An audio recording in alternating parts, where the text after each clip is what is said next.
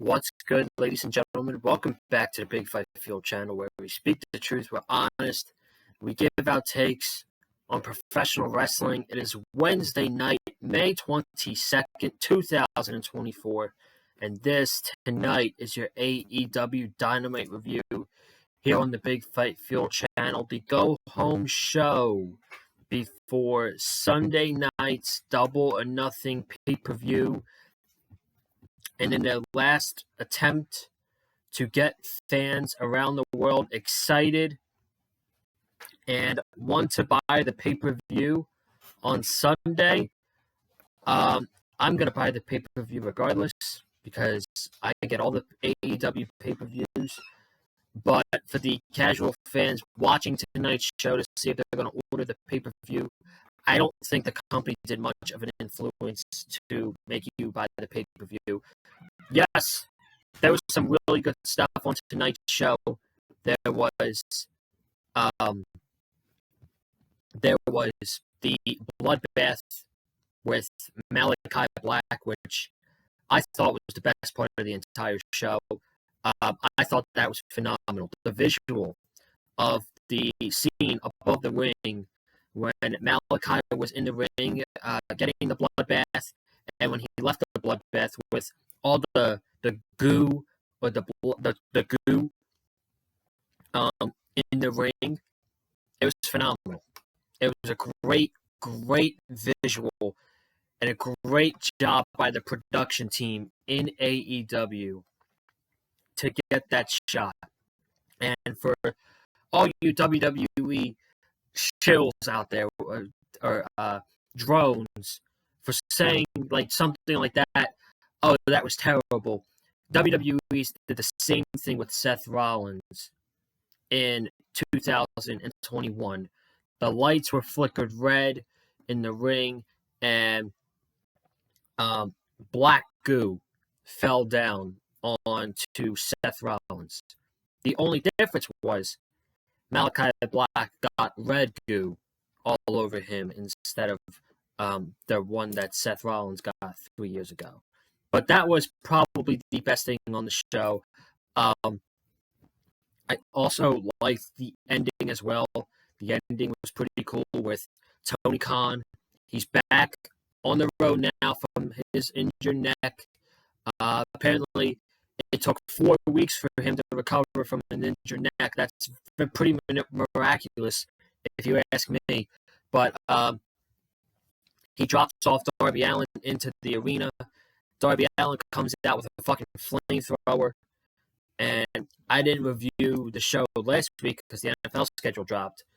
But the fact that Darby Allin, in the last 2 fucking months, has broken his foot, he got hit by a bus, and he is cleared to wrestle in Anarchy in the Arena of all matches. You're going to put him in fucking Anarchy in the Arena. Man, I don't know who cleared this man, but I'm stunned that he is back. So, those are your 2 big things on the show tonight: the Malachi Black segment and the ending to the show. The Christian and Swerve match. The Swerve and Nick Wayne match was. I thought it was pretty good. It was a good match, and then the parking lot brawl outside with Nana blocking Christian from leaving the arena. That was also very good as well. Outside of that, nothing great was on the show. It was all just meh, and it didn't feel important, and it was just something you couldn't sink your teeth into. And that's really, I think, the main issue with AEW right now is just last month alone that we had storylines to sink our teeth into as fans, with Swerve going to capture the AEW World Championship, Will Ospreay facing Bryan Danielson in probably the greatest match to happen in the United States. for this month with the Double or Nothing build, yes, there's good stuff on the card, and we'll talk more about the card tomorrow night on the Double or Nothing prediction show. But there's truly nothing to sink your teeth into. I think probably their best storyline going into this show, outside of the Elite and Team AEW stuff and Anarchy in the Arena, I would say the best story going into this show is between Malachi Black and Adam Copeland. And the rest of the stuff, it just feels meh. It just feels really meh to me. As a diehard wrestling and AEW fan, it just feels meh. I know it's going to be a phenomenal pay-per-view, but I get excited because I have stuff to sink my teeth into, like I did at Revolution, like I did at Dynasty. I don't feel it with this, to be honest with you. But it's going to be good regardless. But as far as tonight and them selling you the pay-per-view one final time, I thought it was a poor job because there wasn't enough important stuff on the show tonight. But we're going to talk about it. Overall, I would probably give this show a thumbs down, to be perfectly honest with you. This is one of their worser go-home shows I think AEW has ever done. And the crowd was very quiet. The crowd was really not making a lot of noise in Bakersfield, California. And when you don't give the crowd something to really make noise for, they're not going to react. So, and it's a problem with both companies. But at least in WWE, you have something to sink your teeth into right now. They're giving you an entire tournament for 4 weeks. It's the reason we watch Raw and SmackDown the last 4 weeks, is to tune into the King and Queen of the Ring tournament. This we don't have a reason to turn into. In AEW, we don't have a reason to tune in to the show. I'm saying that in the nicest way possible. So, but without further ado, let's get into tonight's Dynamite show. We had a tag team match to open up the show. Orange Cassidy and Will Ospreay, they took on Roderick Strong and Trent. They mixed two feuds and put it into one match on the go-home show before the pay-per-view. Orange Cassidy feuding with Trent, Ospreay feuding with Roderick Strong. Fuck it, we're going to put them in a tag team match 4 days before the pay-per-view. Don't like that. Lazy booking. Lazy booking by AEW, booking that match. The match was fine. It was nothing crazy. They're all saving themselves for the pay-per-view this week. That was a trend throughout the entire night. They didn't do anything too crazy on this show. Wardlow attacked Ospreay on the ramp, so that took Will Ospreay out of this match. And at this point, it was 2-on-1. Orange went for the swinging DDT. Roger caught him, threw him into Trent. Trent was able to hit the running knee, and Roderick Strong hit the end of Heartache onto Orange Cassidy. And Roddy and Trent got the win. Then after the match, the Orange Cassidy and Trent, they brawled on the outside. Trent put him in a triangle chokehold, and at the end in the ring, Will Ospreay was getting his ass kicked by the Undisputed Kingdom. He got a end of Heartache by Roderick Strong once again. So there is that. That was your opening segment on the show. The heels won the match. The heels stood tall in the beatdown before the pay-per-view. We then saw Bullet Club Gold. These past couple weeks, they have been targeting Pac and they've been trying to get Pac's attention. Now they walk around with a wagon.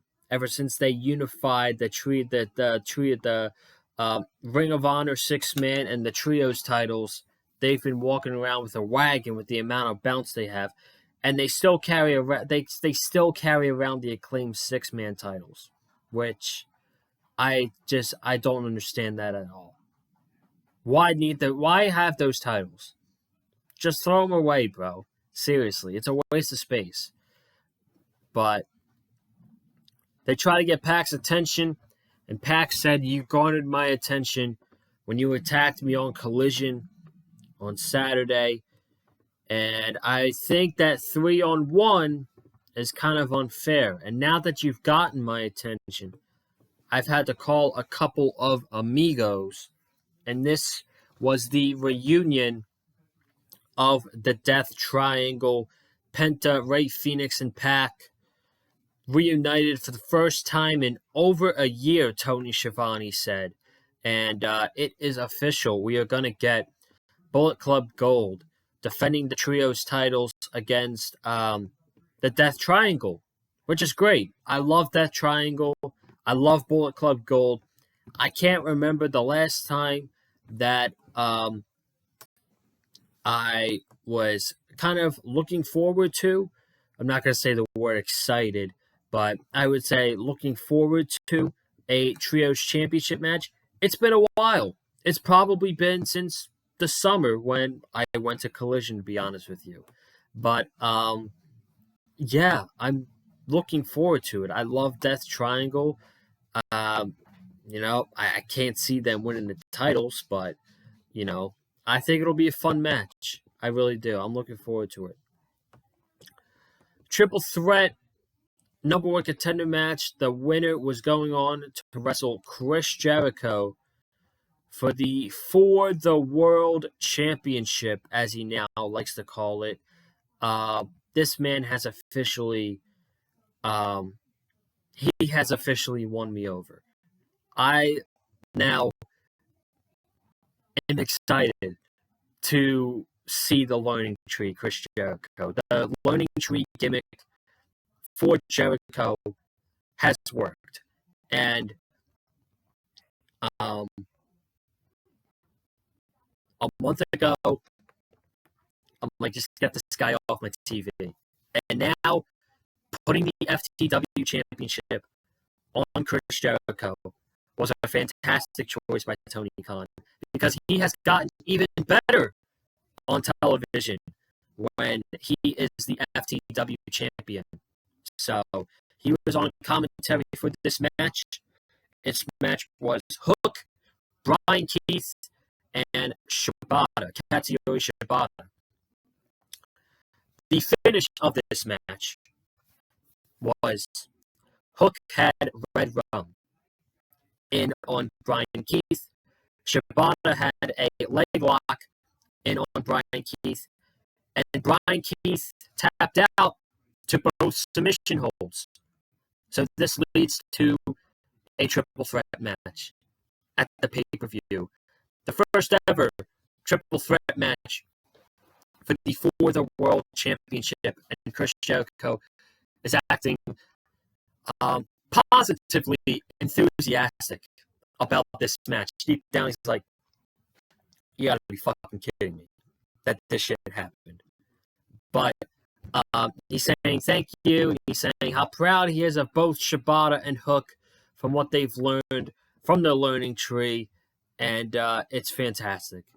Chris Jericho, he is absolutely one of the best of all time in professional wrestling, because you start chanting, please retire and go home, Jericho, and then he turns around and he does this gimmick.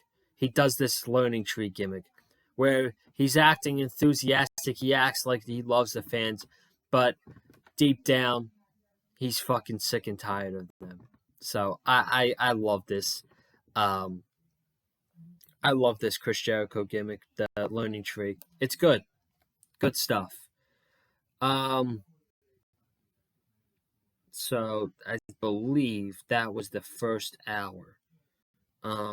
What was after? I can't even remember. That's how kind of out of the zone I was with this show. I don't know. I just felt so bored. Here we go. Um, Takeshita against Matt Sydal. Did this need to be on the show? I mean, come on, bro. Did this need to be on the show? Did we need 7 matches on the go home show tonight? We couldn't have saved this for Rampage. We couldn't have saved a face to face between Takeshita and Moxley for a Rampage. Come on, man. This wasn't necessary. Takeshita won in about 5 minutes, and Moxley laid him out, and he said, "See you at Double or Nothing." That could have been for Rampage. That could have been on Rampage. Swerve Strickland took on Nick Wayne. This match was pretty good. There were some good spots outside of the ring. Nick Wayne hit a drop kick to Swerve, who landed outside of the ring. Nick Wayne then goes onto the ring apron. He hit a Pele kick and then a moonsault off the second rope, connected beautifully onto Swerve, the DDT. A DDT on the Swerve on the outside. Moments later, they go back outside the ring. Now Swerve has control, and Swerve gives Nick Wayne a Swerve stomp to the outside. So that was nice. And then at the end, Swerve, he looked at Nick Wayne and he said, "I'm not sorry," and he absolutely kicked his head off with the last call. And Swerve won the match. Then Luchasaurus came out. He clotheslined Swerve in the back of the head. Christian Cage then came out with Shayna Wayne, Nick Wayne's mom. Christian told Luchasaurus to take care of business, attack him, and he got him in a chokehold. Moments later, Swerve pushed him over the ring apron, gave him a low blow, and Christian, when he saw this, Swerve had the evil eyes, like he was going to get him. And Christian Cage hightailed out of there, got out to the parking garage outside, tried to drive away after hijacking a car, and as he drives away, another car comes in, and Christian Cage is throwing his hands up like this. He doesn't know what's going on. The camera goes in the car, and it was Prince Nana. So Prince Nana is back for the first time since about a month ago when Christian Cage attacked him, and the Patriarchy attacked him. I think it was a month. I don't remember, but they then fight on top of the car. Swerve gives him a suplex onto the car. Nana then throws him a steel chair from his car. Swerve misses, and Christian gets on up out of there. So, good stuff. There is no chance this match is main eventing the Double or Nothing pay-per-view, which I do have to say, I absolutely hate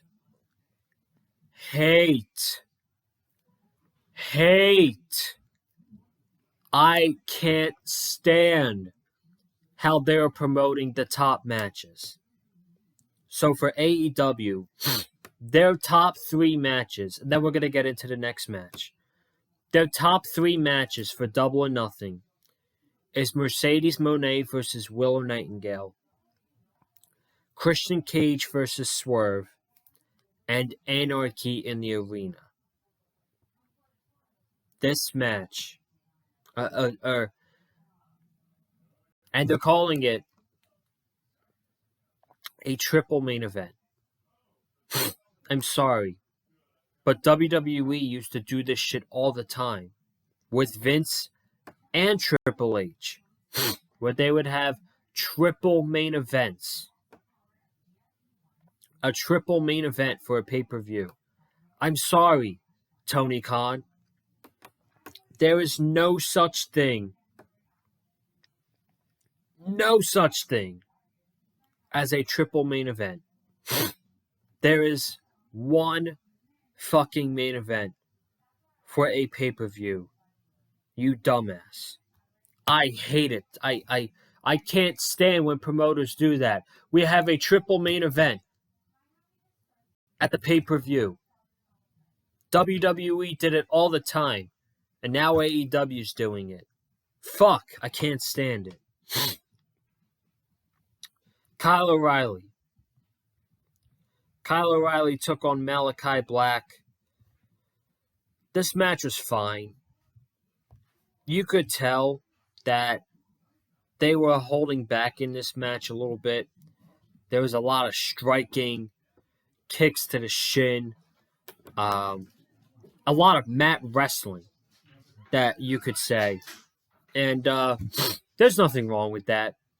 There's nothing wrong with that, but from Malachi's perspective, you know, he's got a huge match at the pay-per-view.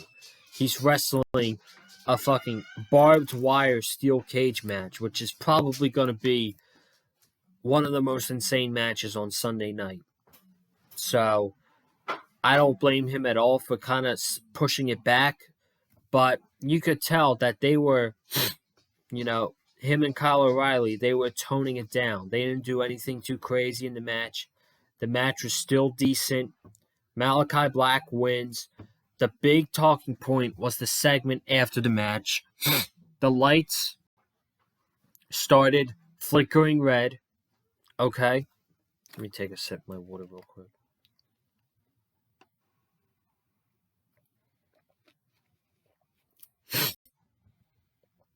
The lights started flickering red. And then red goo fell down from the top of the arena onto Malachi Black. Adam Copeland was on the Titantron, and he was laughing. Very evilish. And that's his brood side. His dark side, as you could say.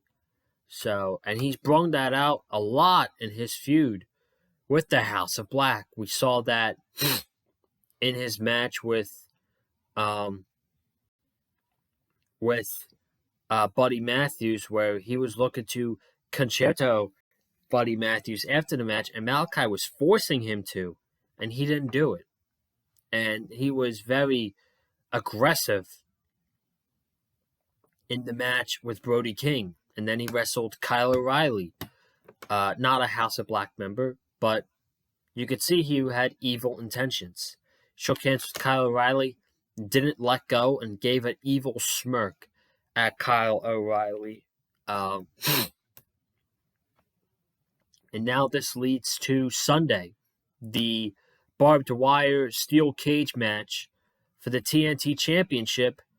And it's probably the match I'm looking forward to the most, which isn't even involved in what AEW is calling a triple main event. This match is not in the triple main event.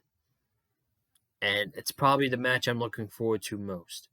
So, it should be fucking crazy. But, yeah, that's that. What we have next? Let me see. Women's tag. Toni Storm and Mariah May. They defeat Saraya and Harley Cameron. Then the main event. Bryan Danielson took on Satnam Singh. This really wasn't a long match. The Jeff Jarrett crew caused the DQ on Bryan Danielson. We had the yes lock in on Satnam Singh. When I saw the match announcement, I believe it was Sunday. This match reminded me of Daniel Bryan against Big Cass from 2018, which is not good memories because I absolutely did not like that feud back in 2018. But this wasn't too long. Danielson won by DQ, and they were kicking the shit out of Bryan Danielson. Danielson was trying to fight back, couldn't really muster any offense. He got a running knee on Jay Lethal, but that was it. The Young Bucks, they then came down and they handed Sanjay Dutt a nice big paycheck for hurting Bryan Danielson before the pay-per-view on Sunday. And then Bryan Danielson fights off the Young Bucks. Okada's music hits, and Jack Perry attacks him from behind. So he's got a 4-on-1 beatdown. They drag Bryan up to the stage, and Okada exposes a table, laying off the stage on the ground. And as they go to put Bryan through the table, a video pops up on the wall. A car. A lot of car segments on this episode. A car drives into the arena. Darby Allin walks out of the car with a fucking flamethrower of all things. And who rolls down the window to give him a fist pump? None other than Tony Khan. So I guess that the boss, not a professional wrestler, the boss recovered from a neck injury for 4 weeks. Darby Allin came back, though, and he brought out a flamethrower, which was very, very cool. Bryan Danielson threw Nicholas Jackson off the stage through a table, and that was the episode. No FTR on the go-home episode, and that's probably your main event on Sunday night is Anarchy in the arena between the Elite and Team AEW. But guys, ladies and gentlemen, that's going to wrap it up. I'm going to get out of here. Thank you all so much for tuning in. Be sure to subscribe to the Big Fight Field channel. We will be back tomorrow night for preview and predictions for Double or Nothing here on the channel. Don't know if I will be joined by guests or not. I'll find out some point in the day tomorrow. Subscribe, comment down below your thoughts on the show. Hit the like button if you liked your heard from me. And follow me on Twitter, Conlon_Joseph. And I will see you guys tomorrow night for preview and predictions for Double or Nothing. I'm getting out of here. Have a good night. Stay safe. And as always, stay classy and love wrestling. Peace.